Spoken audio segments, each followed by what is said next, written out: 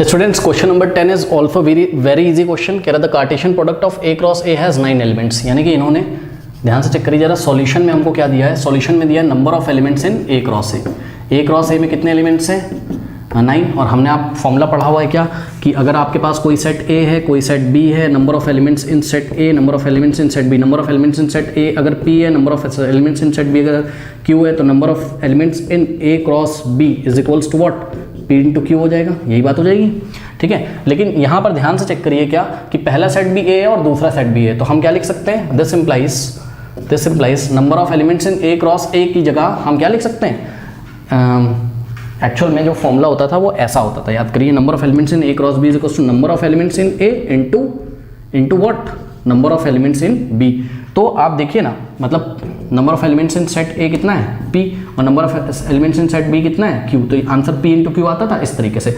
लेकिन आप गौर करें यहाँ पर क्या कि दूसरा सेट भी क्या है, ए है, तो क्या हो जाएगा यहाँ पर, number of elements in A cross A is equals to what, number of elements in A into number of elements और बी की जगह भी क्या आ जाएगा, ए। यह आ जाएगा। अब सोचो अगर ए में कितने एलिमेंट्स हैं, पी, तो ए में भी कितने होंगे, पी ही तो होंगे यार, दोनों सेट सेम है। तो पी इंटू पी यानी कि क्या हो जाएगा, पी का square, where P is the number of elements in set A. तो लेट पी बी द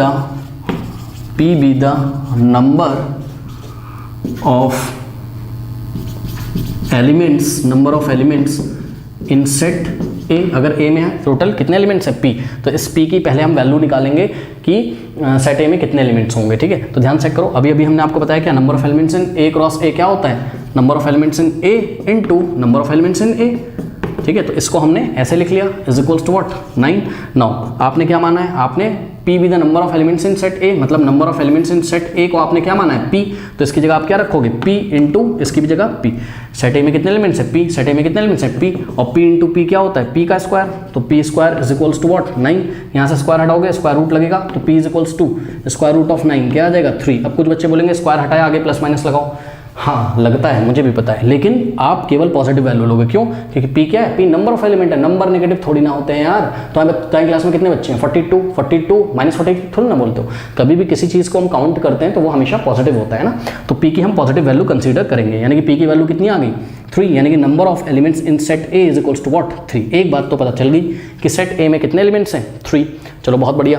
अब हमसे ये क्या कह रहे हैं, हमसे कह रहे हैं कि the Cartesian product A cross A has 9 element, ठीक है भाई। कह रहा है among which are found -1, 0 and 0, 1, इसमें से 2 एलिमेंट्स ये रहे, यानी कि 7 एलिमेंट्स नहीं, अभी भी हमें नहीं पता है।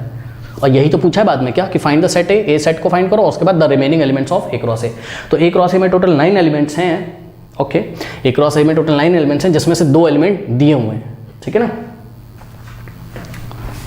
और हमको बचे हुए 7 एलिमेंट्स बताने हैं। सबसे पहले तो हम सेट ए निकालें। अब ध्यान से चेक करो बच्चों क्या कि -1, 0 ये बिलोंग कर रहा है किसको, ये बिलोंग कर रहा है ए क्रॉस ए को।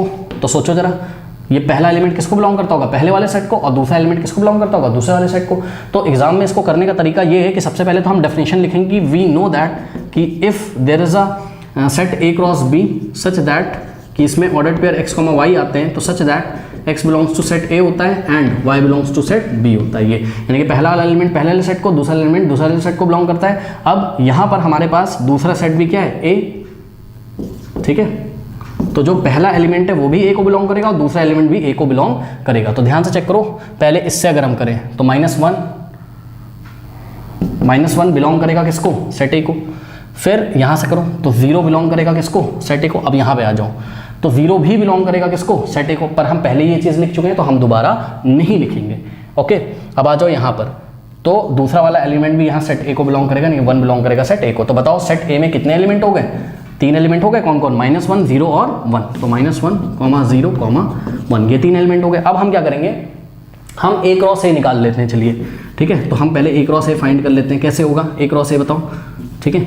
ये रहा सेट ए, और सेट ए का ए के साथ आपको क्या निकालना है, क्रॉस प्रोडक्ट में बोल रहा हूँ, सॉरी गलती से माफ़ कीजिएगा, Cartesian product, cross product. Actual में मैं वेक्टर अलजेब्रा पढ़ा रहा था तो वही मेरे दिमाग में आ रहा है बार बार, क्रॉस प्रोडक्ट। चलिए कोई बात नहीं, -1, 1, ठीक है, और -1, 0, ठीक, और -1, 1 और 0, -1, 0, -1, ओके, और 0, -1 हो गया, और 0, 0, 0, 0, next is 0, 1, 0, 1, next is 1, -1, next is 1, 0, 1, 0, and next is 1, 1. Okay, now अब आप ध्यान से चेक करिए 1, 2, 3, 4, 5, 6, 7, 8, 9 एलिमेंट्स हैं इसमें टोटल, जिसमें से 2 एलिमेंट्स आपको दिए हुए थे। कौन कौन से? -1, 0, 0, 1, तो ढूंढो कहाँ पर है। -1, 0 ये रहा, इसको हटा दो, और 0, 1 को हटा दो।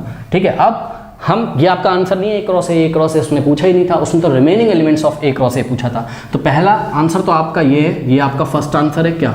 सेट A के बारे में उसने पूछा था, ये रहा आपका सेट A। और दूसरा आंसर जो उसने पूछा था क्या, कि remaining elements of what, A cross A उसने हमसे पूछा था। तो remaining elements of A cross A कौन कौन से एलिमेंट्स है रिमेनिंग, जो आपको दिख रहे हैं, यानी कि -1, -1, और दूसरा एलिमेंट है -1, 1, टोटल 7 एलिमेंट्स होंगे remaining. 0, -1, next is what, 0, 0, next is 1, -1, next is 1, 0, and next is 1, 1. तो this is your answer. Okay बच्चों।